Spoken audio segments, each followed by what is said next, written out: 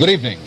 For 2 days, a Howard Johnson's hotel in downtown New Orleans has been the scene of a search for a sniper.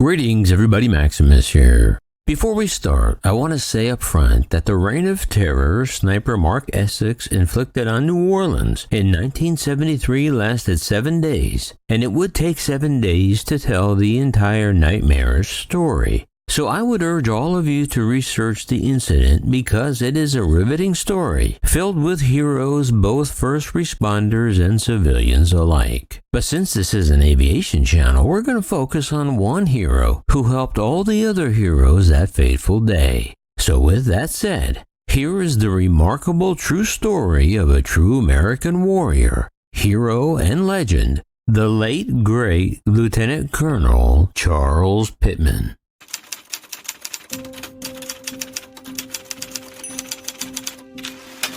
This is Mark Essex. He was a 5'4" Navy vet who had been kicked out due to behavioral issues. He eventually ended up in New Orleans, where he fell in with radical extremist groups, mainly of which was the Black Panther Party. Essex had grown angrier over time with what he perceived as injustices he faced in the Navy and now as a civilian. But it was after learning of a civil rights protest in which 2 students from Southern University were killed by police, Essex completely lost his mind and vowed revenge. So before he began his week-long rampage, he wrote a letter to the local news station telling them that he was going to start killing police and white people. And that's exactly what he did.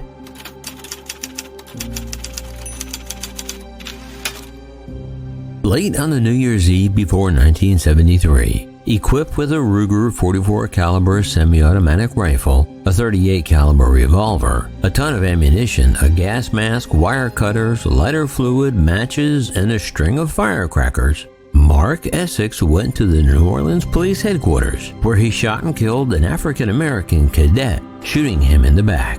His killing only white people threat only applied to civilians. He wanted to kill all cops, no matter their race. After his police station attack, he fled and broke into a warehouse. When police arrived, unaware that Essex was linked to the police headquarters shooting, Essex ambushed the arriving officers, mortally wounding one as the other officer dove for cover and called for backup.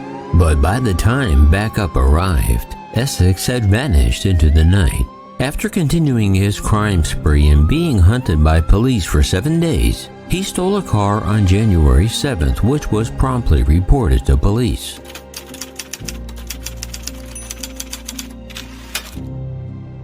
But while they were searching for Essex, he reappeared in downtown New Orleans and entered a Howard Johnson's hotel across the street from City Hall in the then under construction New Orleans Superdome. As he made his way to the roof of the hotel, he left a trail of carnage in his wake as he murdered a white newlywed couple and the hotel's manager and assistant manager. However, he allowed the African-American staff to leave unharmed, telling them, "Don't worry, my sisters, I'm only killing white people today." Essex then set fires in several rooms and made his way to the roof. There on the roof high above the city, Essex had set up an ambush that would become one of America's darkest days. His plan was that the shooting and fires would draw first responders to the scene. Then he would carry out his horrible plan to kill more cops, firemen, and civilians. As police and firefighters arrived, they attempted to enter the hotel. But from his fortified perch, Essex killed 3 police officers and wounded several more.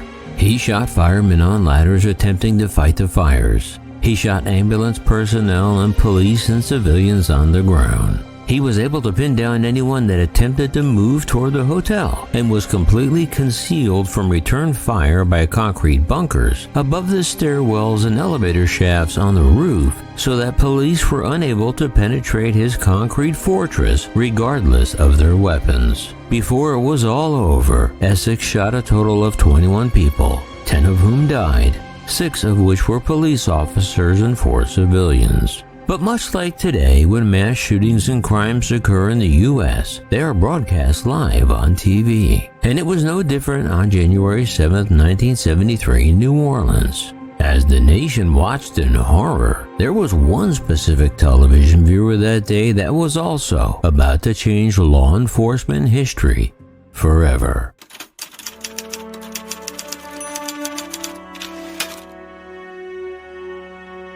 Marine Corps Lieutenant Charles Chuck Pitman had been watching the drama at the Howard Johnsons unfold on TV all afternoon.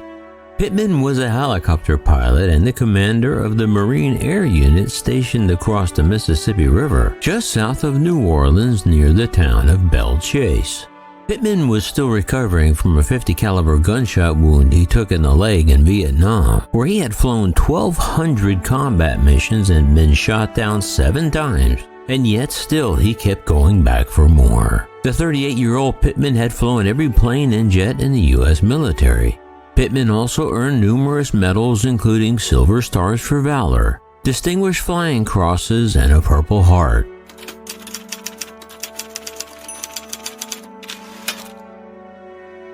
In the past, Pitman and the U.S. Coast Guard commander had recently worked out a deal to assist local police and fire with rescue efforts in the case of a high-rise fire. Pitman had seen on TV that there was a lot of gunfire in and around the downtown Howard Johnsons, so he sent 2 Marine sergeants armed with M14 rifles to fly with the Coast Guard to assist at the Howard Johnsons. Their mission would be to protect the Coast Guard helicopter, Pitman said. But as the afternoon wore on, Pitman grew more anxious because he had heard nothing back from the Coast Guard.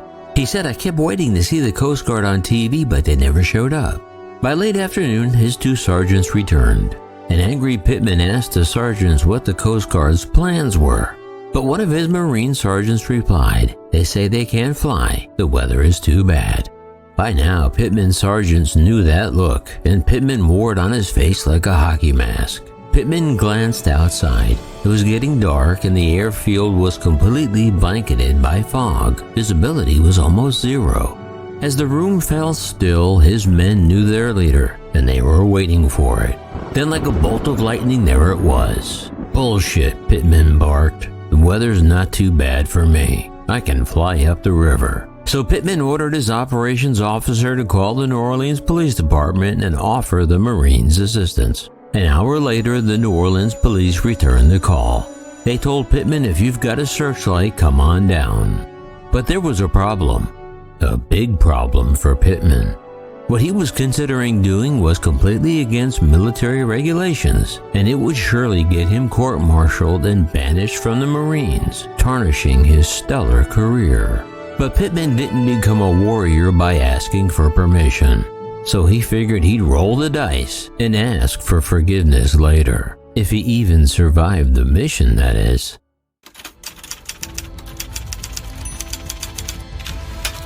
The visibility was so bad that Pitman couldn't fly directly to New Orleans. He had to fly a different approach. Hovering just a few feet above the deck, Pitman took his twin-rotor H-46 C-9 helicopter out over the Mississippi River and turned left. Pitman said, "We were looking up at some of the ship's lights in the channel. That's how low we were," he said. The Greater New Orleans Bridge, which crosses the Mississippi River, was buried in fog. When we approached it, Pitman said he saw car lights crossing above him. He marveled how he missed the high-tension wires near the bridge that he didn't even know were there. But Pitman made a right-hand turn down the bridge and followed the freeway into downtown. He landed the H-46C Knight in a parking lot between the still under construction new Superdome and City Hall.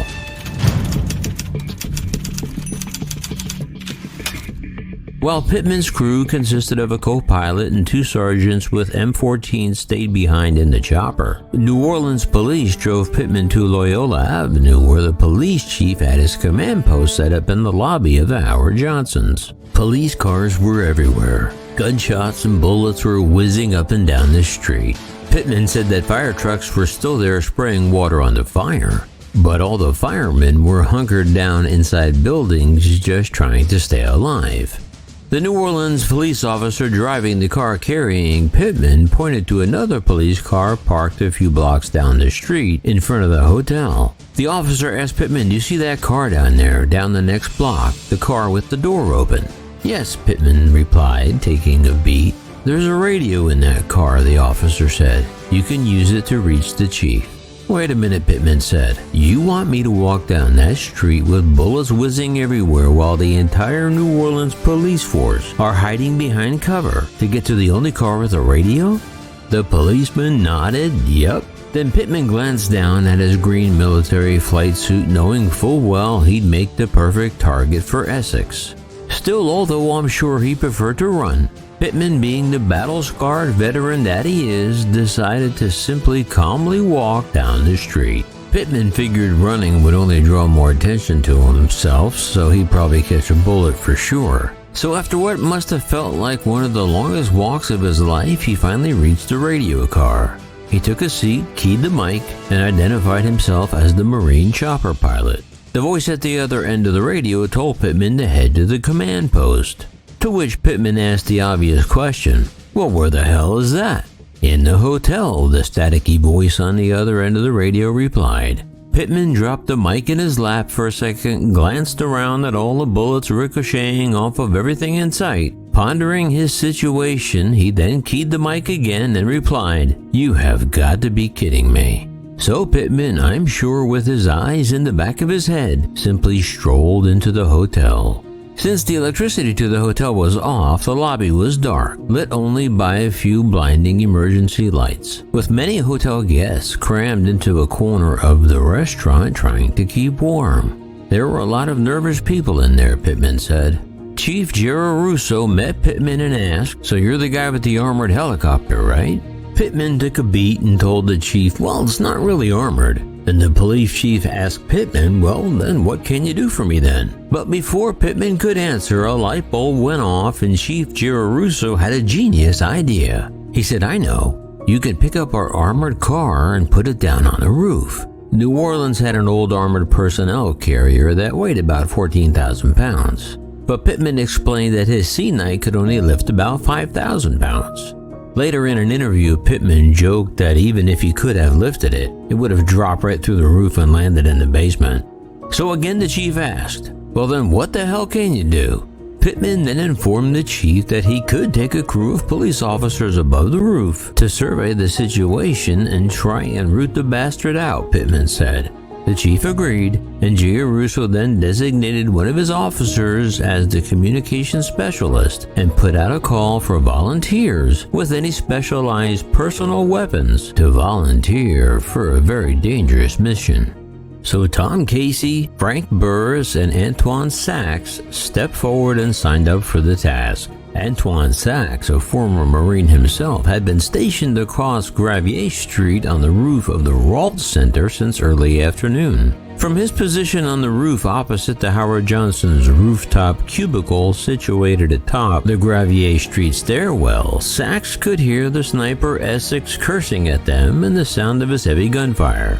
However, a concrete bunker obstructed his view. However, occasionally he could still see Essex flicking out still-lit, smoldering cigarettes. Sachs and Essex were less than 100 yards apart, and Sachs periodically fired rounds in the direction of the concrete bunker where Essex was hiding.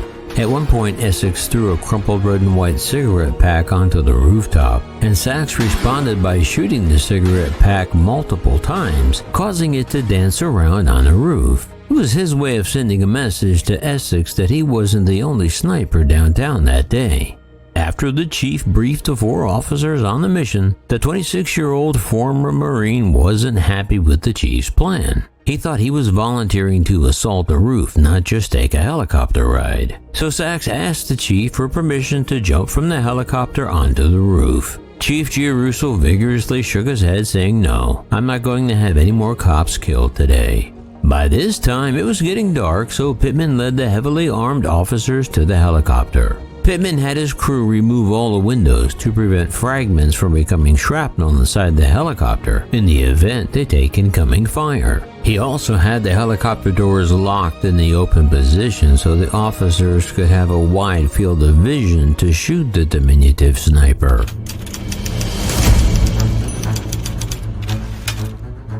Once they got in the air, it was freezing. The cops weren't dressed for the January wind chill in the helicopter. Officer Sachs recalled, "I was so friggin' cold I didn't think I was going to be able to shoot. I was shaking like a leaf," he said. But as soon as Pitman lifted them over the top of the Howard Johnsons, everything changed. As soon as the crew chief tapped me on the head to tell me to get ready, I felt like he threw a heating blanket on me, Sachs said. I was ready. On the roof above each stairwell was a corresponding cinder block cubicle. The concrete cubicles, one at each end of the building, were about 20 feet wide and about 10 feet deep. The alcoves were surrounded on 3 sides by reinforced concrete walls. The open sides along the stairwell doors faced the center of the roof. Reports from policemen in the surrounding buildings put the sniper inside the cubicle above the Gravier Street stairwell. Because of the wind, rain, and low clouds, Pitman had to make his approach from the south. He came in low and hot below the tops of the buildings, then suddenly popped up over the Howard Johnson's roof. Once he was over the gravel roof of the hotel, Pitman fixed his night sun searchlight on the Gravier cubicle, but couldn't see anyone. The police sharpshooters figured Essex was either hiding just inside the stairwell or in one of the 2 alcoves on either side of the door, so they just opened up fire on all the cubicles with every pass of the helicopter. During several passes over the concrete bunkers, Sachs used his M16 spraying like he was watering the lawn to cut gaps in the concrete walls. Although the policeman couldn't find the sniper, Essex sure as hell didn't have any trouble finding them. Each time Pitman pulled away from the hotel, police officers in nearby buildings reported seeing the gunman run out of the cubicle to the middle of the roof and fire at the helicopter. After the first pass, when the cops ran out of ammo, Pitman had to land so they could reload. They made a second flight over the roof about 7:30 p.m., and Essex still had the advantage as he fired at the helicopter as Pitman made his approach. But with every pass, Essex would run back into the concrete bunkers for cover. Meanwhile, the policeman in the back of the helicopter continued to strafe the cubicle Essex was hiding in with thousands of rounds of ammunition. Soon they needed to land again for more ammo. Sachs already had burned through the 1,000 rounds of his own personal ammo he brought with him from his house. As Pitman dropped away from the hotel, the sniper again popped out of his hole and started shooting at them again. It was obvious the helicopter was getting hit, Sachs said. You could feel the strikes. At 8:50 p.m., Pitman lifted off from another ammo reload for a third time. Once reloaded, Sachs and the other officers were ready for another crack at Essex. On the approach to the hotel, the helicopter again continued to take fire. But as they rose above the roof, Essex had once again ran for cover. Now, Pitman hovered just over the rooftop and tried to hold his searchlight steady as the policeman continued to fire into the Gravier Street cubicle. Essex was in the back of the bunker on the right-hand side of the Gravier stairwell. A metal water pipe ran up along the back wall of the alcove. Each time the helicopter passed overhead, this is where Essex's diminutive stature benefited him, because with each pass, Essex shimmied to the top of the pipe and clung there. As they looked down onto the top of the cubicle, the Marines and policemen inside the helicopter couldn't see him. It was almost a perfect hiding spot. as Sachs continued laying a steady stream of lead onto the sniper's bunker, trying to open even bigger holes in the concrete walls. It was then that Sachs noticed that the water pipe at the back of the alcove was shaking. He stopped firing and tapped Officer Tom Casey on the shoulder. When Casey looked over, Sachs shouted above the engines, "He's on the pipe." Casey nodded that he understood, and Sachs said, "Let's put some fire on his ass to try and get him to drop." Sachs fired several rounds into the roof just inside the alcove. He was trying to skip them high along the back wall near the pipe. Finally, one of the shots from the helicopter hit the water pipe and shattered it, sending a torrent of water down on top of the policeman in the stairwell below. But in the cockpit of his helicopter, Pitman soon realized his police gunners figured out the sniper's hiding place. So Pitman slid the big helicopter away from the roof as if he were pulling away again, so that Essex would think he was going around again to make another pass. But this time, Pitman had figured Essex out and decided it was time to end this nightmare once and for all. And he laid a trap for his little mouse. And just like he thought, Essex took the bait. With the pipe under him split open and the helicopter again flying away, and just as every other time before, Essex dropped to the floor of the alcove and picked up his rifle. But this time, when Essex charged out onto the roof to fire another parting shot at the retreating aircraft, just then the blinding searchlight lit him up as clear as day. Because while Essex was looking left as he had done all the times before, this time Pitman doubled back the other way and slid back over the roof and lit it up with his searchlight just as the little rat sniper had run into the middle of the roof. Now, finally the gunman was caught out in the open, 30 feet away from the cubicle with nowhere to run. The sniper now aiming directly at the chopper, Pitman saw a flash and a red-hot ball rocketing towards him. The round slammed into the transmission housing just above the cockpit. Pitman knew the helicopter had been hit, but he didn't know how badly or even how long they could stay in the air. But he held the giant C-Knight steady over the hotel as the policemen in the back adjusted their line of fire. They were only 5 feet off the roof and less than 50 feet from the sniper. Sachs gleefully remembers, "We were looking eyeball to eyeball at him." Now, with a fresh magazine in his M16 and like that ending scene from Jaws, I imagine Sachs saying, and with that, Sachs and every cop within a mile of the hotel opened fire. Sachs said, "I just walked the bullets right into him." When Pitman's night sun finally caught Essex out in the open, the pint-sized one-man army that police had been chasing for a week was finally out in the open and lit up by Pitman's searchlight for every cop in the city to see. Policemen who crouched for hours in open windows and on rooftops all around the Howard Johnson started shooting. Mark Essex's body practically melted beneath the lead storm of police bullets and collapsed onto the roof. His Ruger .44 caliber Magnum carbine lay beside him, broken into pieces by the hail of gunfire. An autopsy would later reveal that Essex had been struck by more than 200 bullets.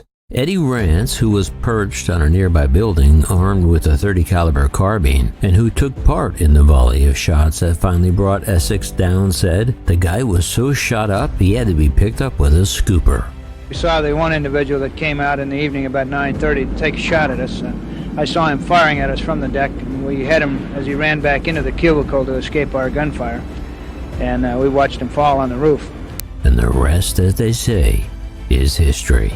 But that wasn't the end of the story, at least not for Lieutenant Colonel Pitman, because when one of the greatest American military warriors returned to base early the next morning, he was facing a court-martial for taking the helicopter, especially for a paramilitary operation, without prior approval.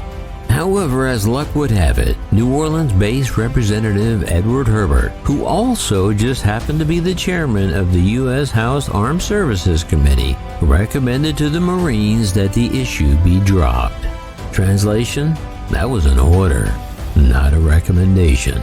Moon Landrieu, the mayor of New Orleans back then, said without that helicopter and without Pitman's piloting skills, it would have been a lot worse. The city owes him a debt of gratitude. And Antoine Sachs, a former police officer who boarded Pitman's helicopter that day, said, "I always say the true heroes were Chuck and his crew of Marines, undoubtedly."